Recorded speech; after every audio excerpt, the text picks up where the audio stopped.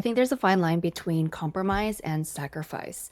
How much are you willing to compromise your ideas, your thoughts, your actions before you realize you're just sacrificing yourself and losing yourself? One of the easiest ways we can see this is in traveling when you are, especially with your family even. Some people really want to travel for food. Other people really want to travel to go sightseeing. Some people just want the resort, the luxury, the comfort, the just relaxation. But others want a thrill. They want to be able to look around, go to places, see all the really cool monuments and museums and all the good things to see in that new country. Even in that, there's a difference between opinions and how we want to react in the world. But it's not only just actions and preferences, but it also really has to do with the ways we have conversations, our values, etc. Welcome back to Half Bloom. I'm your host, Nadia, and like the intro, today I wanted to talk about the differences between compromise and sacrifice. But of course, before we begin, we're gonna make some coffee today, and I'm so excited about this cold brew machine. So this is a Brezi, and I actually helped out at their booth with Picolot in San Diego, and it was actually so delicious. And the fact that it's able to brew at different temperatures and then eventually produce cold brew,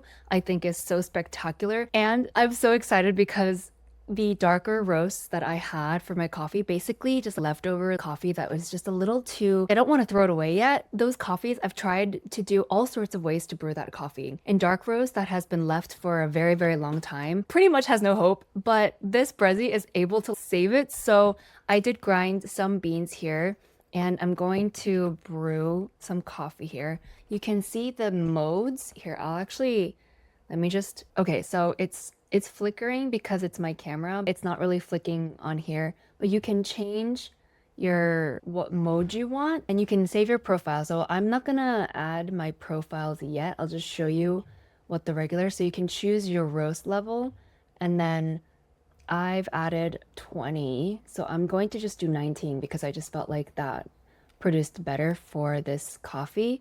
And then you're just gonna press. And so I need to add coffee into this little thingy here before we start. So I've got a filter here. There are two different kinds of filters. I'm just gonna use this wave filter. Not gonna rinse it, and then I put just to 20 grams into this little container here. If you guys are listening to the podcast, make sure to check out the YouTube video afterwards because this is really cool equipment. And it's magnetic. It sticks on to the part where the water is going to come out. I also have the server that came with it. So I'm just gonna put it under here and basically press play. It'll tell me how many milliliters and how many minutes it averages out, and I'm just gonna keep it this way for this coffee. So it says it's cold brew time and it's heating. You can hear it going in the background. So it's going to heat the temperature to 50 degrees Celsius of the water, which is not cold, right? And then it'll brew. It'll do its blooming and then also brew. While we wait for that, I also have ice today. Just really wanted some iced coffee to end my day today. Also, I do have to go to the gym afterwards. FYI, for you guys listening to the podcast, I feel like you guys get the most details of my life ever. And I love to be able to share that with you guys because I think it's a different level of connection that I have with you guys compared to people on more short form content. So I really appreciate all of you guys for being here.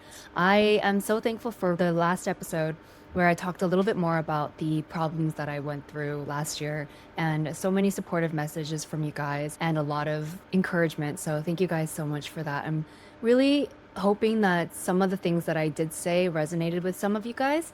It's a really complicated kind of situation, and I know not everybody deals with the same exact stuff. Maybe some of you guys do, and I really do hope that can also help those who had dealt with that kind of relationship in the past as well. But also just the tips that I share are things that I hope that anyone can also relate to and enjoy and appreciate as well. So yeah, oh my gosh, I'm super excited for this coffee. It's gonna take 4 minutes, but I also really do hope that you guys understand how much of an ADHD kind of personality I sometimes have. We like to talk about all sorts of different things, but the overarching idea and concept, I hope, will stay on track as well. Ooh, it's starting to come out. The coffee is starting to come out.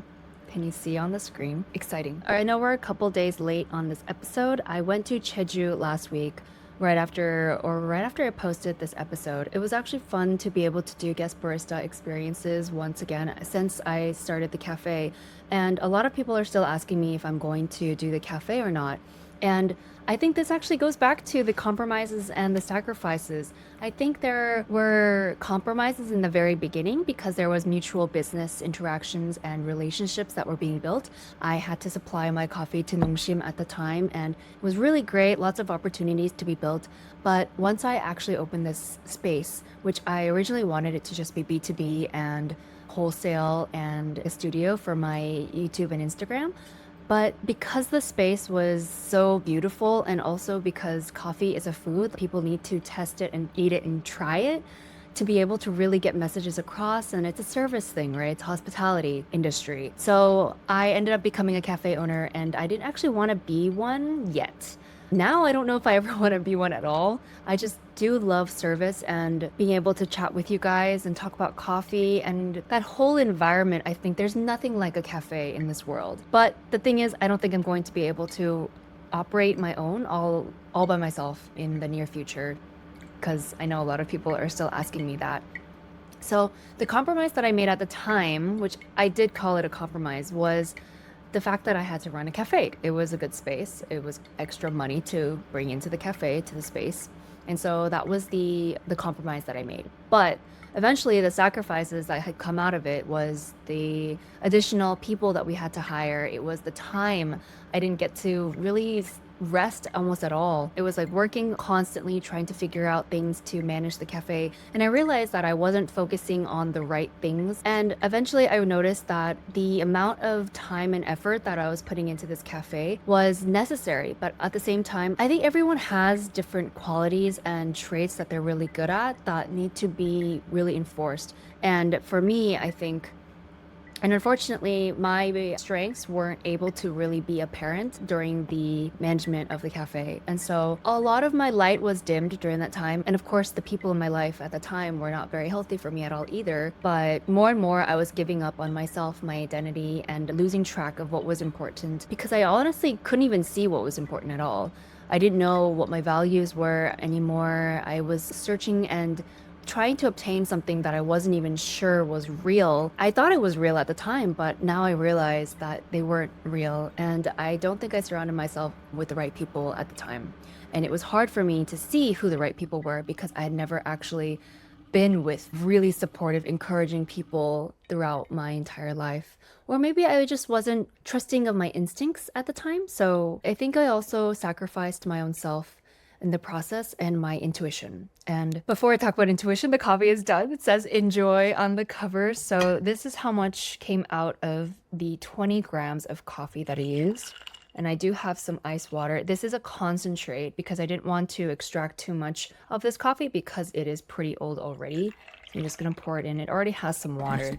That might be too much actually, but it's okay. We'll just drink it a little. It was like ice water already in here. But if this is too much, I can always put it on here and then just like pour in cold water, which is also great. I know some people just use this as like a cold water dispenser as well. But yeah, so cheers. Oh, no, it's perfect right now. It's perfect for what I need right now. Oh, oh, this is, you guys have absolutely no idea how excited I am about this. To be able to produce such a clean, dark roast concentrate cup is insane. I think this technology brings out flavors and depth and body from coffee that you probably, and from that you normally wouldn't feel from your normal pour over drinks, even with the same exact coffee. And I know that there were a couple beans that we used in the past that I personally thought was really the best way to brew it was with this Brezi. So now that we have our coffee, we can talk more about my instincts and how that was sacrificed. So in the process of trying to sacrifice for relationships and business opportunities, I lost my instinct. And that was one of the biggest things that I think was a threat and harm in the end, at the end of the day.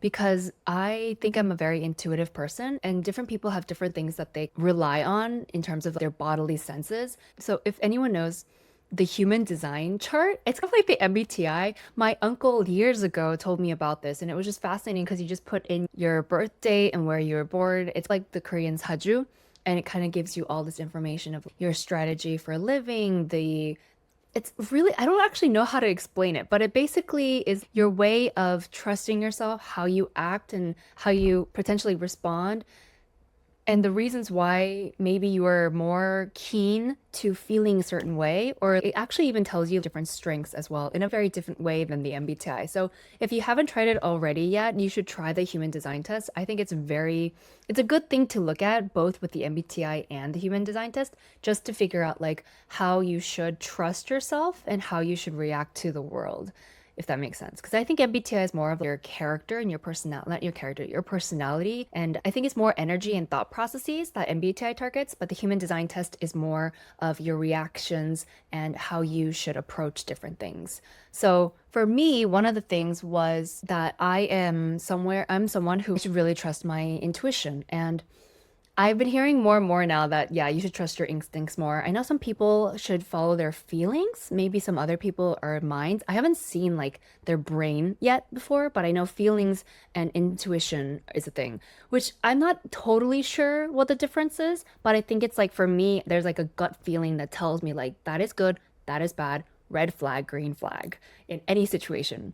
And so I think that when I took this test, I should have known that, but I think I've never actually discovered that my intuition was truly proving correct before in the past. So I was just pushing it away and trying to give people and situations the benefit of the doubt, but turns out that my intuitions most of the time, very most of the time, are correct. And if not, then at least it makes me feel in a more safe position to be able to navigate my life. Even if my intuition may be wrong, by following that intuition at that time gives me at least some kind of action and a hope and encouragement for the immediate steps, even if I have to change it later on. But most of the time, they've been correct so far. So, this compromise and sacrifice situation did happen in my interpersonal relationships last year and also in my business. So, there were two places where I had to figure that out.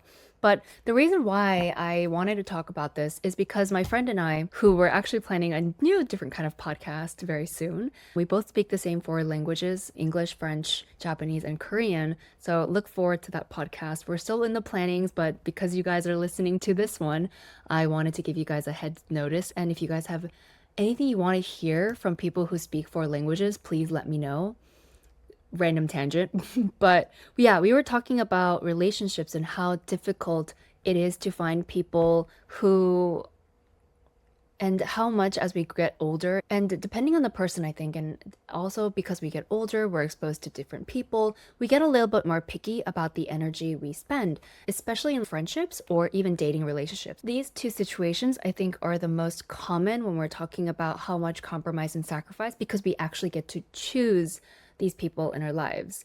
So with friendships and with dating, I think I know a lot of my friends who haven't dated in ever or years always say that I don't know if I can give up my lifestyle. I don't think I can match the other person's lifestyle because I'm so used to mine. And trying to give up stuff for the other person is just not, I don't want to do that.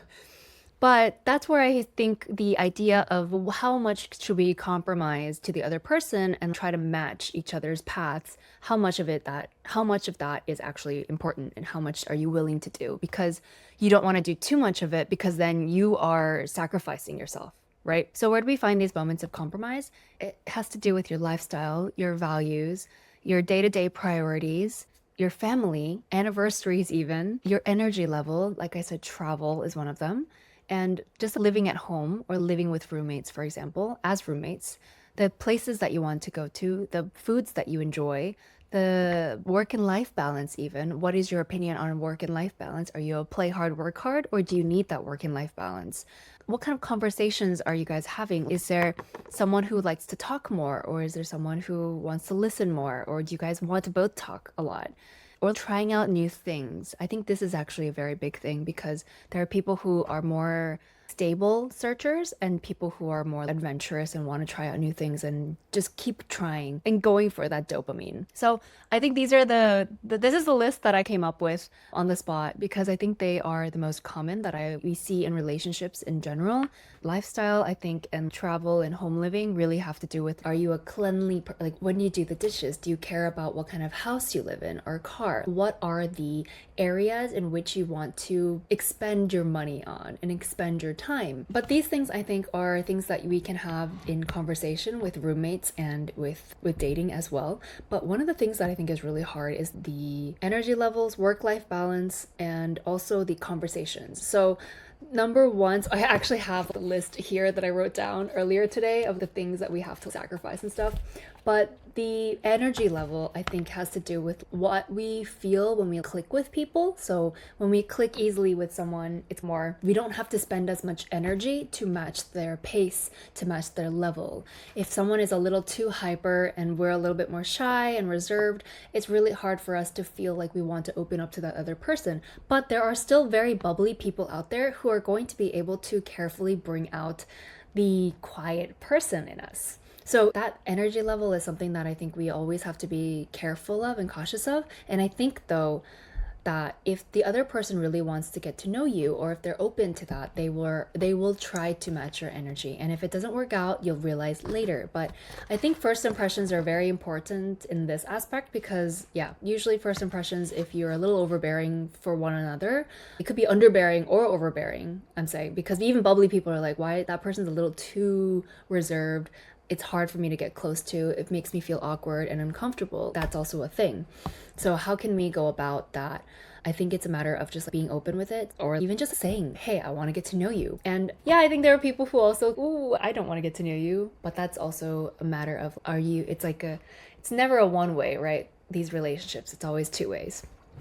And then the work-life balance is something that I've been thinking about a lot recently, because I think as someone who never really cared too much about work-life balance, as in a lot of my life ends up being my work. And I love being able to do that because I think there are people in the world who want to split their money-making business with their own personal hobby and free time. And I think it's a very healthy relationship to have, no doubt, because then you're able to actually stop the stress of work and then just go on to your personal lives, which I'm super jealous of. But for other people, they really want to do something that makes them happy, that they're passionate about for their work, or else they just don't have the motivation to do that. And I don't know why it's hard for us to be able to do work if we're not interested in it, but I think it does help because we're able to really delve deeper into that topic because we are so interested in it. And therefore, because we are so interested and invested, we will spend hours of our time on that. Weekends, in the middle of the night, at 2 a.m., at like 4 a.m., we will be able to get up and do it. But at the same time, of course, the stress really never ends. So of course, there's pros and cons for that. But as someone who has always been like work hard, play hard, I have come across conversations where there are people who say, oh, I personally am someone who likes to run a business. I'm the work hard, play hard, but I don't want my partner to be the same. I want them to be a little bit more relaxed. I want them to just not really have as much of a drive and passion. Like, I don't want them to have as much of an insane drive as I do because I am enough. Which I think is really interesting because there are people who want the same level of intensity, but there are also people who don't want that same level of intensity. Opposites versus the same. And it really depends on the person. So how much are you willing to compromise? For example, if that person meets someone who has a drive and they're really attracted to them, are they going to compromise and live with that? Or do they feel like it's going to be a sacrifice and it's going to harm the relationship even more, and therefore they won't pursue that relationship? It's a question that I have for that person I had this conversation with. And then the third thing that I mentioned is the conversation. So this is what me and my friend Minji were talking about, and it's the idea that sometimes when we are trying to relay information to one another, I don't think it's necessarily as much of, are you guys both friends and having this conversation? I think honestly, it ends up becoming, are you in a healthy relationship with this fellow person? And hear me out. So when we're having conversations with people, there's a listener and there's a speaker. And it's important to be an active listener, but I also do think that it's important to be an active speaker. And what I mean by that is when you're talking to someone in person, it really indicates higher emotional intelligence if you're able to look at the other person and say, oh, this person is not interested in what I'm trying to say. Oh, this person is very invested. Or, oh, I want to be able to relay this information that is interesting and dynamic for this person to listen to, because they too are giving time to you to listen to this conversation. Of course, if it's a shared topic or shared interest, it's easy to be able to hype each other up in the process. But there are times I think that we forget that we just want to tell your friend about their day-to-day life, some random thing that we saw on the internet, some random celebrity, and we just want to share that. But how much of that are we going to tell the other person, and how much are we going to listen to that? So it goes both ways.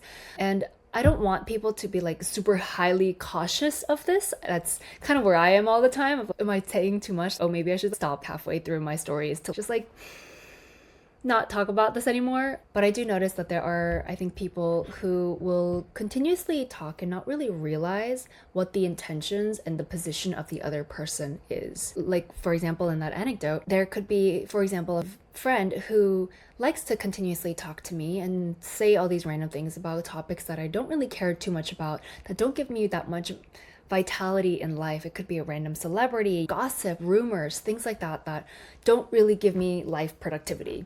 It could be interesting, but I'm not interested in it. And that friend may continuously tell me over and over again and not really listen to what I really have to say about, like, I want to talk about other things, but this person is still so focused on telling me about all these news and things that happen in their lives and whatever it may be, just to fulfill some kind of need that they may have. And in that process, at first it becomes a compromise because I'm compromising myself to be able to listen to my friend. But later down the line, you're actually sacrificing your time, and your time is too valuable for that. And so there are, I think, moments where it's just better to not, I know it's harsh to say, but I think that at this age, I'm now able to say that there are limited energy expenditures that we can have in our lives. And it's just not worth it to be spending your time listening and sacrificing your precious time to be able to build something, to be able to learn something, to even just rest even, compared to listening to people who don't have that much substance in the stuff that they're talking about. Of course, sometimes we need some of that excess, like random stuff, but at the same time, if there's someone in your life that is doing that constantly and you're absolutely drained and disappointed in the fact that you still have to deal with this kind of situation since, I don't know, maybe childhood, then I suggest you like figure out like where to break this up, because it might not be healthy for you and it's a waste of your time. You have other things to do and things to produce in the world that will make a better difference in how you have conversations and how you approach your life later down the line. It's a matter, I think, of how open and flexible you are in your life. A lot of this has to do with yoyu that comes from your heart, and yoyu as in the freedom and relaxation and openness in your heart to be able to accept new surroundings and possibilities, but also go in with the confidence that no matter what happens, you'll still be able to pull out in the end. And that believing in your potential, believing in the possibility of doing well is something that only comes out when you are able to overcome your fears of uncertainty. So a lot of people, I think, have this fear of failure, fear of uncertainty, and that's why there's a lot of sacrifice and a lot of harshness that comes in that also destroys potential and beneficial changes or higher standards for yourself.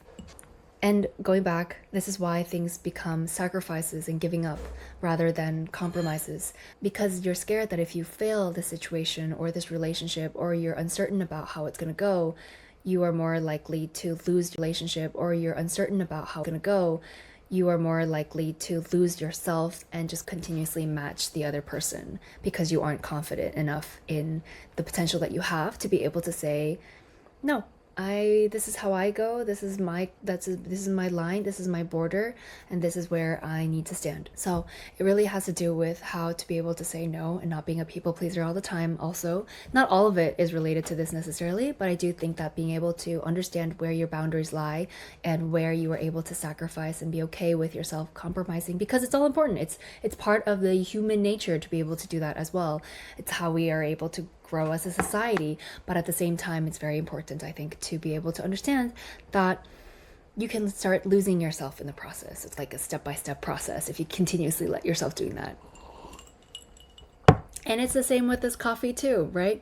This is a dark roast that can't be really saved, but because it's a Brezi, I'm able to use the 20 grams, extract a little bit, sacrifice the rest because it's unnecessary for the benefit of my health and also my taste buds. So I am sacrificing the excess extraction from this coffee to be able to get that goodness, if that makes sense. I know a lot of this is off tangent. I'm basically just rambling about compromise and sacrifice as a word. And please, if you take a shot for every time I said sacrifice today, we'd be drunk. But yeah, I hope all of that made sense today. And I am very invested in this topic and trying to figure out a balance between where we can set our boundaries and what's important to set boundaries to, and how we can respect other people's boundaries as well in the process, because we are all trying to live with each other and try to understand each other, but at the same time protecting ourselves and defending ourselves in the process. So it's a constant struggle. I know we all go through that, even in the workplace, with friends, with family, all the time,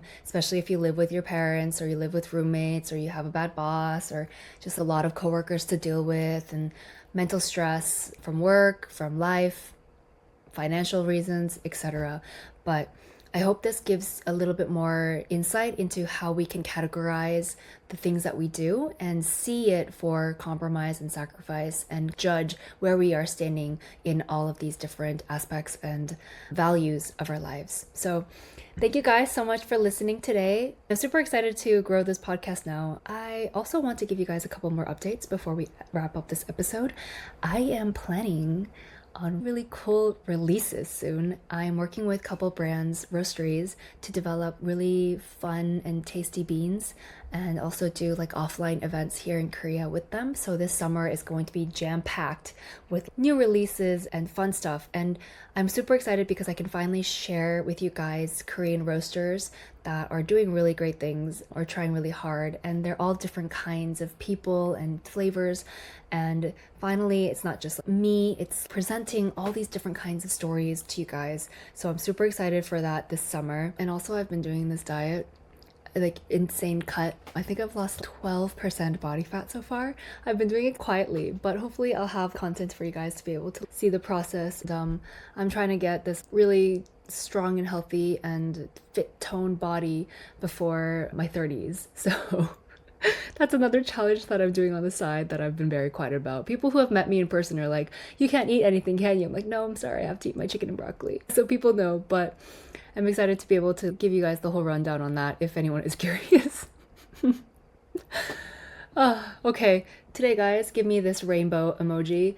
I am very much in need for rainbows and sparkles these days, so let me know that you listen to this entire episode, because we are all in need for some happy sprinkles and rainbows and sunshine, aren't we all? And yeah, I will see you guys next week. Thanks for listening, guys.